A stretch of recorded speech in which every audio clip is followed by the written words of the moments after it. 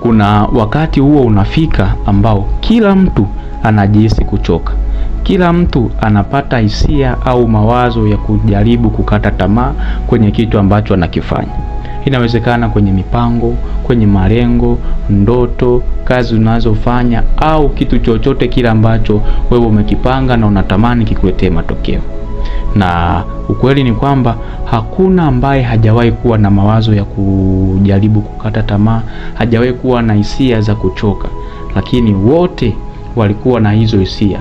Kwa hiyo unachotakiwa kujua ni kwamba namna au hisia hizo unazozipata za kujaribu kukata tamaa ndivyo hivyo zinavyowatokea na watu wengine. Na usifikiri kwamba ukiacha au ukikata tamaa basi ndio utafanikiwa, hapana, au ndio maisha yatakuwa mazuri, hapana. Na kumbuka, mawazo hayo au hisia hizo za kuchoka na kujaribu kukata tamaa huwa zinatokea kwa sababu ndoto zako ni kubwa, mipango yako ni mikubwa, kitu unachokifanya ni kikubwa. Hivyo ni lazima kikugharimu sana, kikugharimu ili uweze kukipata.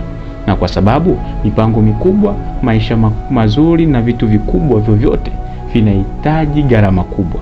Moja hapo ya gharama ni kuendelea kufanya kitu kile kile hata kama hujihisi kufanya, hata kama unajihisi kuchoka au unajihisi kukata tamaa.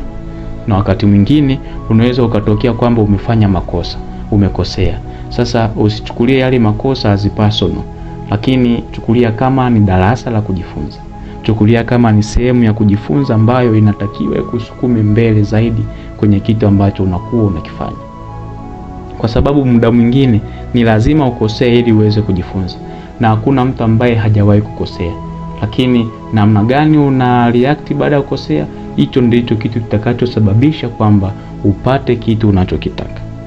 Na ujumbe wangu ni kwamba endelea kuamini kwamba inawezekana, usitoke kwenye mstari na amini kwenye mchakato. Kwamba unajihisi kuchoka lakini hauachi. Unakosea, unajifunza, unaendelea mbele. Unajifunza, unaendelea mbele.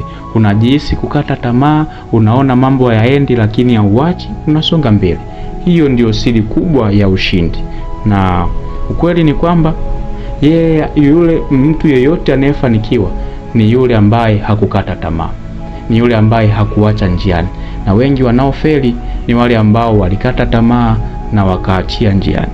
Kweli ni kwamba kila kitu kinawezekana.